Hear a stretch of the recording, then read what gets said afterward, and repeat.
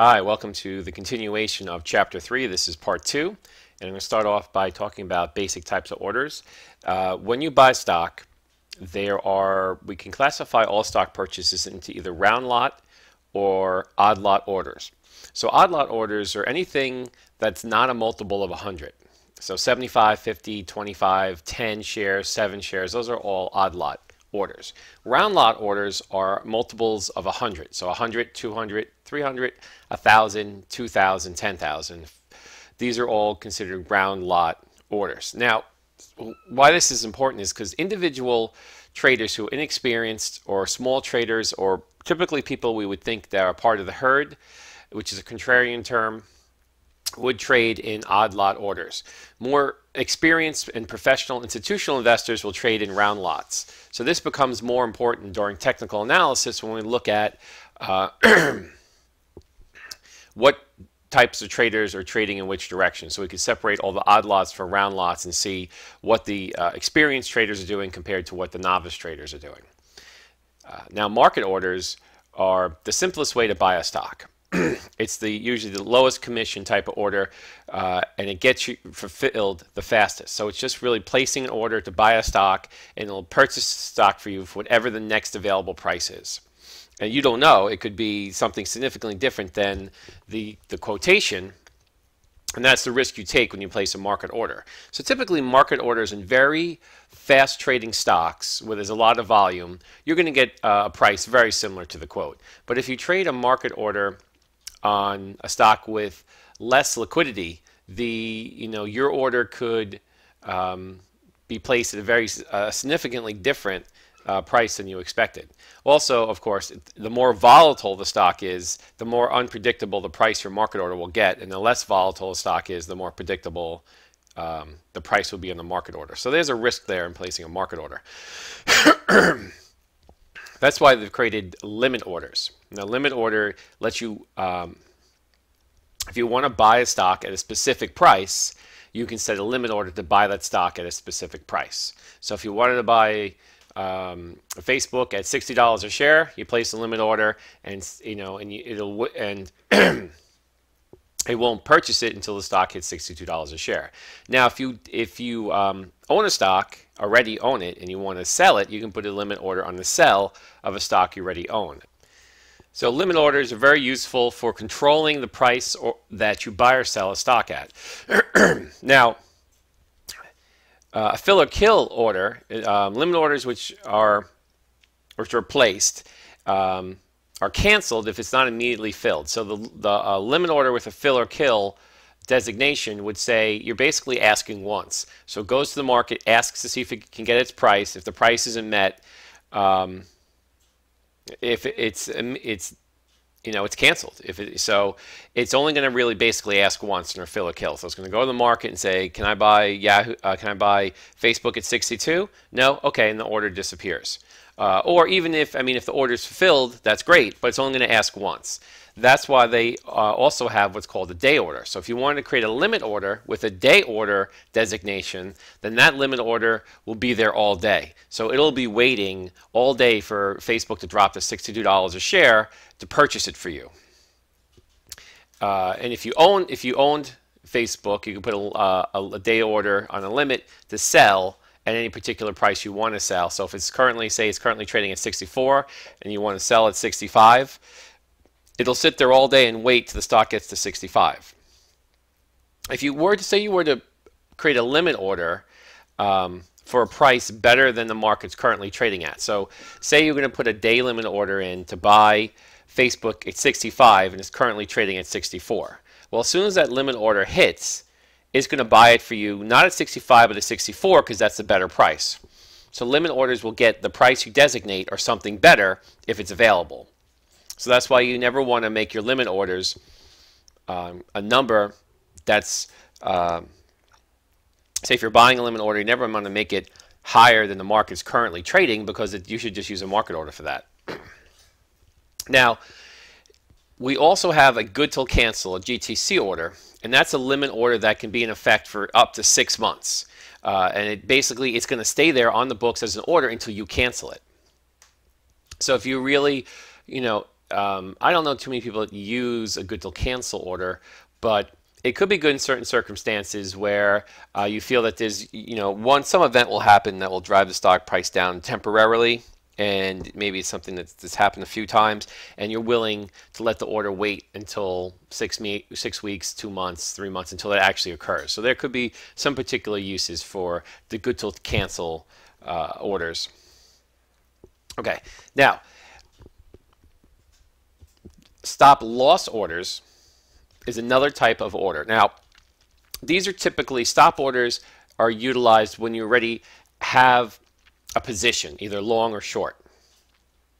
And so we're going to go with long positions in this example. So a stop loss order is going to protect you from stocks declining.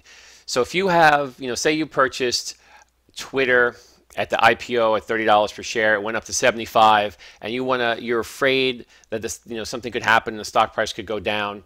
So maybe you want to put a stop loss order, which is basically, think of it, stopping your losses. So if you want to put your at $65 a share, if Twitter ever goes from 75 and drops down and touches $60 a share, it's going to sell it, thereby locking in your profits between $30 and $65. So a stop loss is a way to really kind of, have an order, watch your stocks all day long, and if its stock starts to deteriorate and the market's in a crash position, these orders will kick in and protect you and sell your stocks at whatever price you designate, thereby always locking in a certain level of profit. So it's sort of a suspended order. It's hovering there waiting for the stock to fall to a certain price. And you can make a stop loss order to be a day order or good to cancel. Once it's activated, though, the stop loss order turns into a market order. So it's going to get whatever price it can at the point it's triggered. So this can be dangerous. If the stock's in a really rapid free fall, the order can be triggered. The stop loss order can be triggered, converted to a market order, and then you may actually get a price much lower than your stop position. And it's possible if there's a real panic in the stock. And you can also use it on short sells. If you are short a position, you can put a stop loss order on the buy to cover side. So it works in both positions. Now, a stop limit order is combining the advantages of limit order and the advantages of stop order. So here you can actually specify the price to sell the stock at or better. And this gets moved above the market order queue. So the stop loss orders will get you a price that you designate as a limit or better.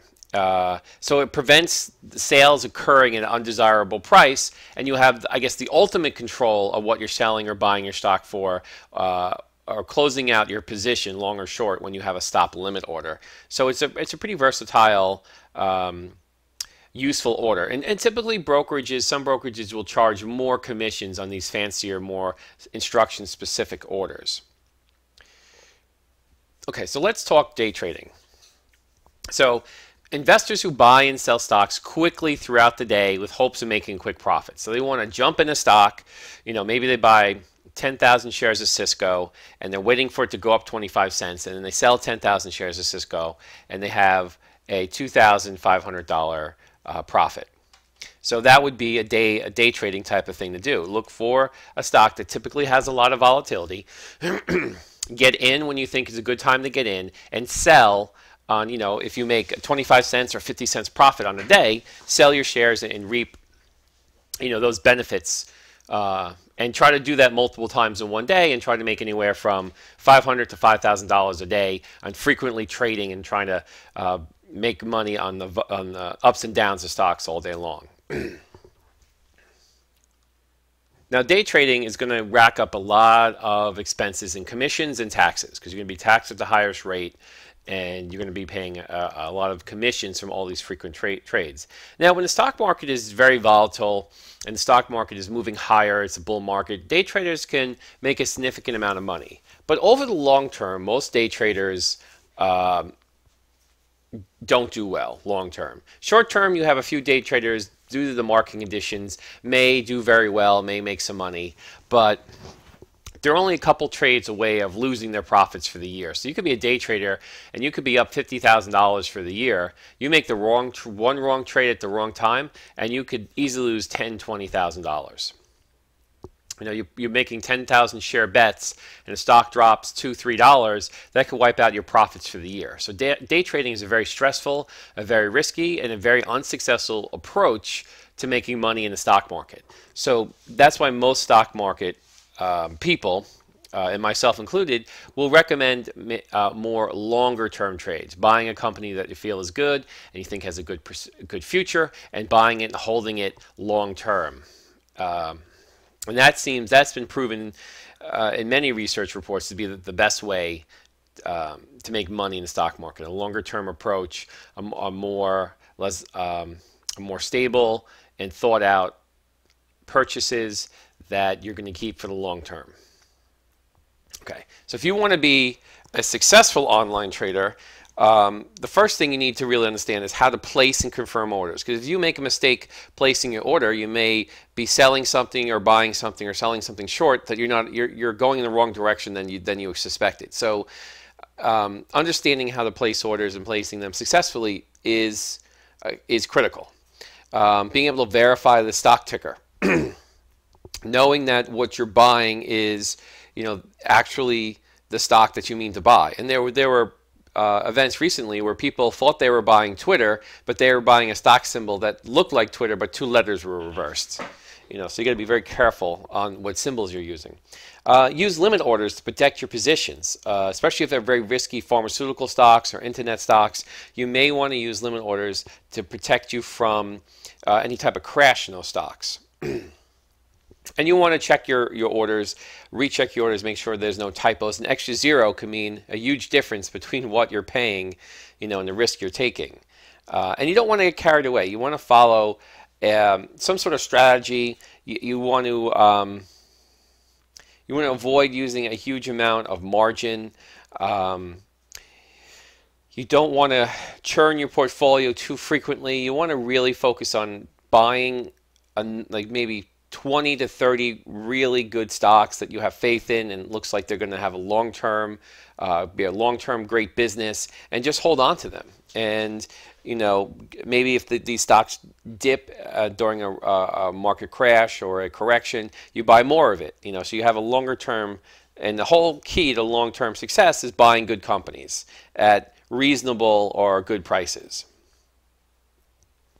And when you trade, you always have to think about your transaction costs, because if you trade 10 shares and you're paying $10 a share commission, that's going to significantly eat into your profit margin. So you may not want to trade on very small quantities. You may want to trade 100 or 200 or 500 shares at a time, depending on the price of the stock, to make your transactional costs per share as small as possible. Now, if there is a problem with a broker, there is something, FDIC for banks. Well, securities have SIPC, which can protect brokerage accounts up to $500,000 for securities and $250,000 for cash. So this will protect you against the brokerage going out of business and you losing your account, similar to the protection the FDIC protects bank accounts.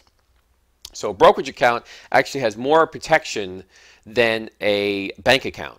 And since I've really never heard of a broker going bankrupt, I've heard plenty of banks closing and going bankrupt. Usually brokers are a lot more stable institutions than banks. So if I had my choice where to put my money, banks would be at the bottom of the list. Probably would rather have my money in a brokerage account, then followed by a credit union, and then I'd rather have my money under my bed than in a bank account. That's how much I don't trust them and feel that the bank accounts, they really prey on their members as fees and tricks and all these different things to get money out of you as a bank account holder. I wouldn't suggest utilizing a bank account. And today's credit unions and brokerage accounts can do everything a bank account can do. So if you have a brokerage account, you can get a checkbook, you can have an ATM card, you can get a credit card, you can pay bills online, you can direct deposit. So anything a bank can do, a brokerage can do better, and a credit union. Now, if there is a problem, there is mediation on arbitration where you can meet. So there's a typical problem is you placed a trade for a particular stock as a buy trade, and then the broker mishandled that execution somehow. So you can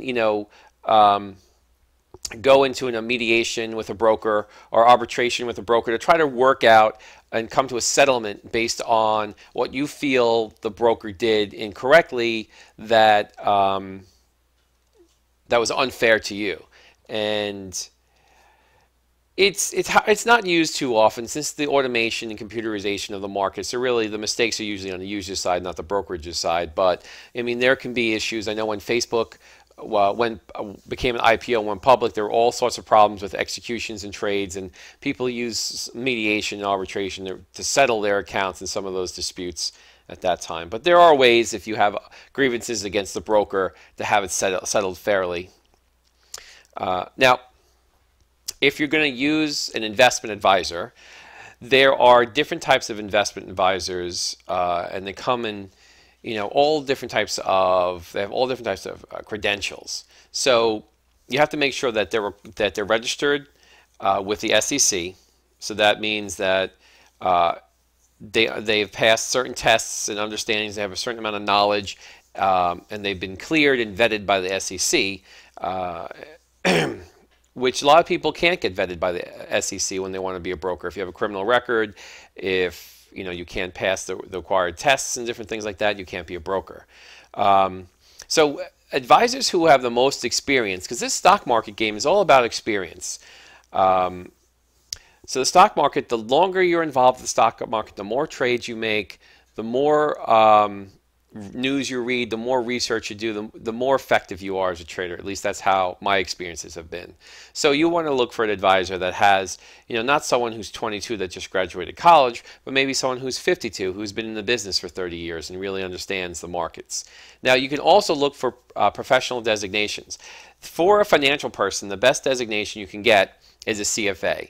Many CFAs, I don't know any CFAs that will work as an investment advisor. They're usually very high positions in corporations and investment banks and things of this nature. And a CFA is sort of like the CPA for financial people. And that's the best credential to get. It's a very difficult credential to get, but that is the best credential to get for a finance person. A CFA is an instant hire at $100,000 or more. It's just, a really powerful credential. Certified investment manager, chartered investment counselor, certified financial planner, chartered financial consultant, chartered life underwriter. These are all nice credentials, and you have to pass a test, and but they're not as rigorous and require as much education. They're not as versatile as a CFA. Then also a CPA is another very hard designation to pass, and generally CPAs, most of them also, like CFAs, aren't going to be investment advisors. But if your investment advisor happens to have a CPA, that person went to extra courses and schooling and passed three very rigorous tests, and is going to be above, probably a little bit more skilled than the average investment advisor. But like I said before, if you complete this course and you do your own research and studying and you follow some of the methods laid out in this course, you should be able to be a very successful investment advisor for yourself. And you should have enough information and experience to begin to become your own investment advisor. And that will save you a great deal of money because you don't have to pay extra commissions to these advisors. Speaking of paying an investment advisor, the typical professional investment advisor fees for a small portfolio, they're going to take between 2 and 3% of the money in their management. So if you have $100,000, they're going to get 2 or 3%, $2,000 or $3,000 is fees. So if your portfolio returns 13%, it's really now going to return 10% because they're taking about 3% of that portfolio. For larger portfolios, very bigger, $1 million plus portfolios, the annual fees will be lower because there's more competition for these portfolios, and even a lower fee under 1% can still produce a lot more money than a small portfolio.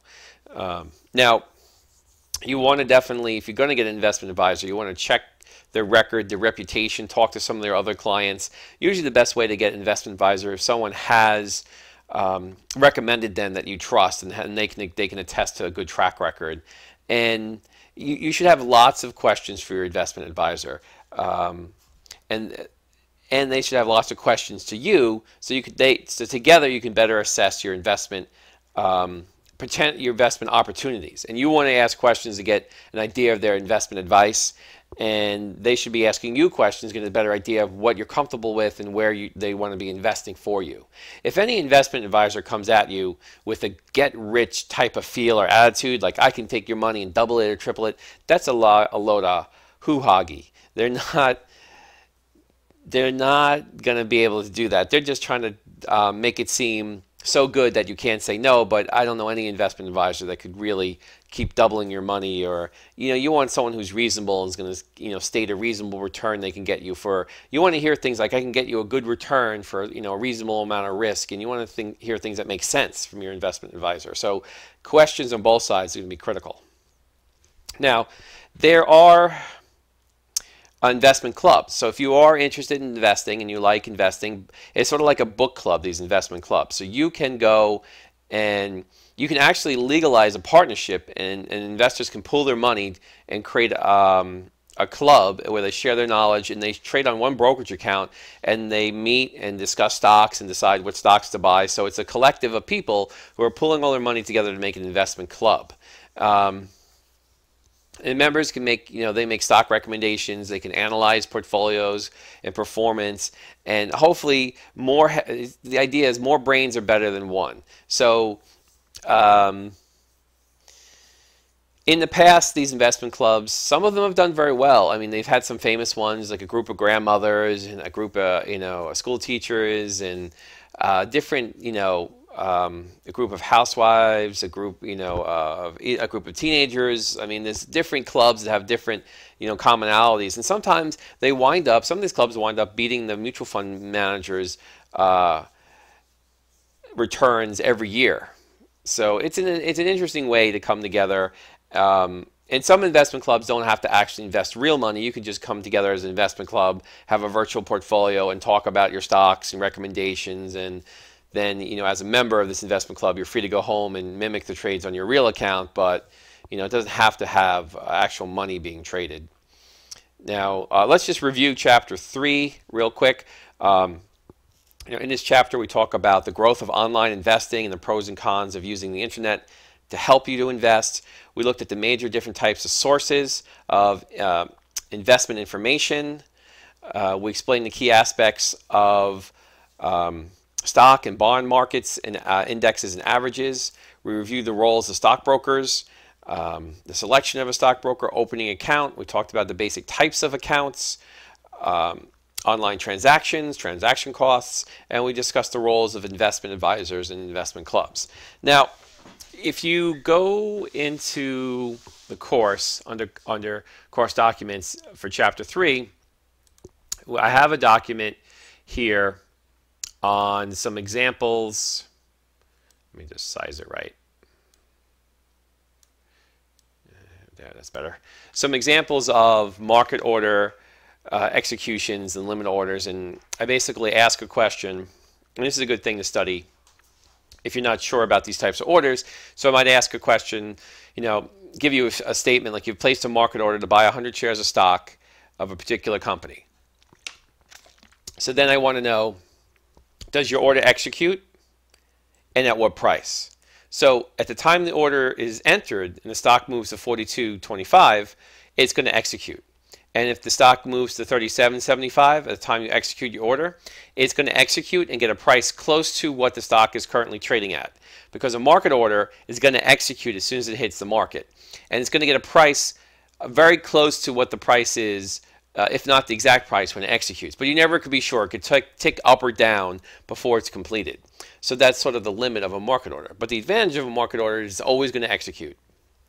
And when I'm talking about these examples, all these examples are saying like, probably 10 a.m. during the day. This is the time frame where these transactions are going in.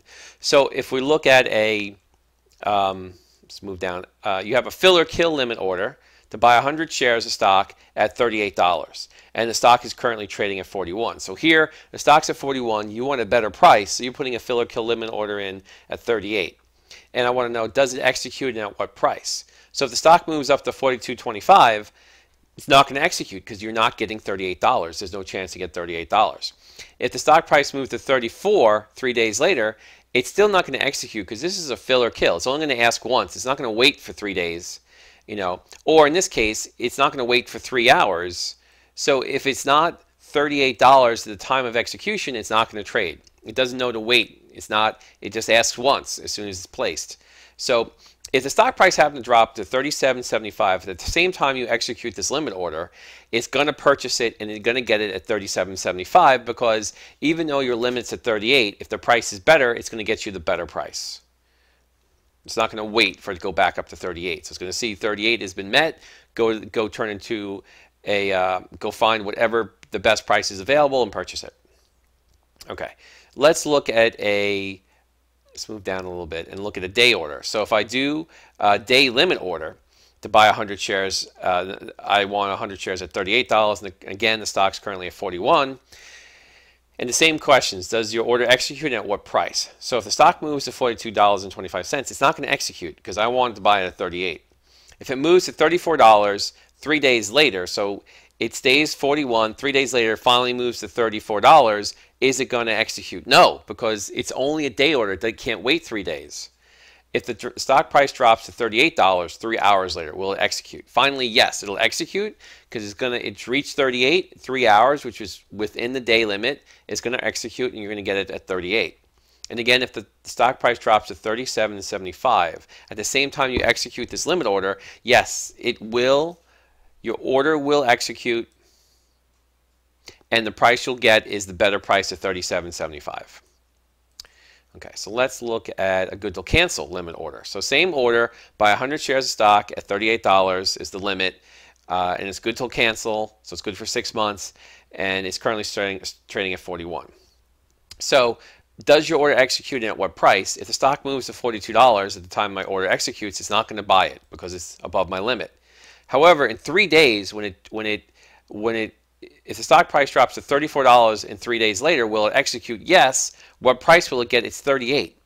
Because as soon as it touches 38, it's gonna turn into a limit order and buy it for me at 38. It doesn't know to wait until it goes down to 34. It's just mechanical. It hits 38, limit order opens up, buys it for me at 38, and whatever the stock price drops to later, it can't change its mind. If the stock price drops to $38 3 hours later, yes, because it meets my limit and it's within the good to cancel time frame. And this last, it's getting repetitive now, but it's to kind of drive home the point. Stock price drops to $37.75.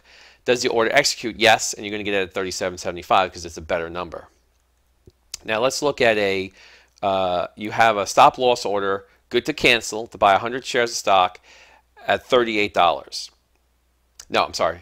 To sell, you own the stock already, so it's a stop loss order to sell 100 shares because you already own it and you want to sell at 38. It's currently trading at 41. So what this means is if it goes to 45, 49, 50, 60, 75, you're going to continue to own it, and that's what you want because the stock is moving higher. But however, if something bad happens and it's going to start moving lower, you want to lock in your profits at 38 and sell it at 38 to lock in your profits. And maybe you bought the stock at $5 a share, I don't know, but you own it and you want to sell it at 38. If it touches 38, you want to sell it. If it keeps moving higher, you want to own it. So if the stock price moves to $42.25, it's not going to execute because you only want to sell if it reaches 38. So you're fine with it going higher. In fact, you want it to go higher. If it went to $100 a share, you'll probably cancel this order and maybe reset it to $80 as the stop loss order to reset it to lock in your profits. But continuing, if the stock price drops to $34 3 days later, will it execute? Yes. The stop loss will, once it touches 38, it's going to execute and get you a price close to 38 because it's going to turn into a market order. So it's going to be very close to, it could be 38 or something very close to it. If the stock price drops to $38 3 hours later, yes, it's going to execute because the stop loss will be activated as soon as it touches 38 and it'll get you a price. And this, I say, price close to 38 because a normal stop loss order will turn into a market order. So it gets whatever price is available, higher or lower. So it could be a little bit above or below 38. But the point is here that it's not going to sell the stock for you unless the stock touches 38. So And if you own a stock and the stock price keeps going higher, you want to see how high it's going to go. So you don't particularly want to sell on the high side. You want to just keep owning it and seeing how far it goes, and this will just protect you on the downside, so you can't accept, you don't want it to crash below 38. Now the last thing we're going to look at is you place a stop limit order, good to cancel. So now this is pretty similar to this, the order we just talked about, except it's a limit order. So the answers are going to be the same. It's not going to trade if it's 42. It will execute if the stock goes to $34 3 days later, and it will execute if it goes to 38 3 hours later. But here you're going to get 38. As soon as it touches 38, it turns to a limit order, buys it for you at 38. There's no close to, because you paid extra to get the limit portion, and the limit says 38. So a stop limit will sell the stock for you at 38. So it's a more precise order. And these stop orders are basically saying I own something and I want to make sure I sell it in case prices start really going down quickly. In case you own it, if you sold the stock short, you can use a stop order and a buy to cover. So you sold it short, and you can specify a point at which you want to buy it. Now, if you put a stop limit order, say the stock's currently at 41, and you enter a stop limit order at 45. It's going to automatically sell it at 41 because it's going to say it's lower than 45, and you wanted to sell it if it was lower than 45. Now, in a regular stop loss, it's actually just going to sell it. With a limit, since it's 41, it's not going to, it won't be able to activate because it has to activate at 38. I'm sorry, at 45. This is not this. I'm just going on a different example here. So these types of orders, the best way to get experience and understand these better is to actually go and start trading on the virtual stock exchange. You can choose these different types of orders. Start placing some orders with these different designations, maybe even on the same stock, and just see how it plays out to get a better, because you really don't fully understand it until you place the order and see how these orders can help you to minimize or maximize your returns. Minimize your losses and maximize your returns. Now, one other thing I want to talk about in this chapter, we talked about, in part 1 specifically, we talked about indexes and averages. And I want to point out that in the Dow Jones Industrial Average is an example of an average. Mathematically, it's not the best determination of the wealth created or destroyed in the marketplace. Because to calculate an average, you basically just add up the stock prices of the stocks in the average, and here we're saying it's just 5 stocks, and then you take this divisor, and here the divisor is 1.45, and the divisor is determined by the Wall Street, the Dow Jones Company. They also own the Wall Street Journal, but the Dow Jones Company, which owns the Dow Jones Industrial Average, they determine a divisor, and the divisor changes to compensate for any stock splits or any additions or subtractions from the or changes in the lineup of stocks to make sure that the index is constant. Now, it's simply just adding up all the outstanding per share prices and dividing by this divisor. That was the wrong. Here we go. So this would be, now if say this stock had 1 share of outstanding stock. So if it goes up $1, and we'll see that's $13.33. Now it's $13.41. It went up $1, and it created $1. It created $1 of new wealth because it has 1 outstanding share. So $1 new wealth created about 8 points on the exchange, 7 points on the exchange. What if this stock here, Microsoft, that has 5 billion shares outstanding? $1 increase in this stock creates the same change in the average. However, this extra dollar stock here created $5 billion of new wealth in the stock market. So you see how it's not a fair representation of the wealth being created? And that's why the Dow Jones Industrial Average is not really the best indicator of how the stock market is changing. Also for the fact, as we know, it's only 30 stocks. So it's a small section. Okay. Now, let's move lower to an index. So if we look at the S&P 500 index here, it has a formula: the sum of the current market value divided by the sum of the base market value times 10. So the base market value, here's the stock, the price of the stock when it entered the S&P 500. And the S&P 500 is 500 stocks. Here we're just doing 5 for the example. So in 1941 is sort of the base price period. This is what the stock value was after. Remember, it's very low because of all the splitting the stock may have done and over the years. And then we also have the current stock price and the amount of outstanding shares. And the base market value, we're just taking the base market price times the outstanding shares. And we can bring this lower. Let's bring this down here, and it's already in there. And then this is just the sum of the base market value. Now the current market value would be the current price times the outstanding shares. And we get the current price, and then we can get a summation of this.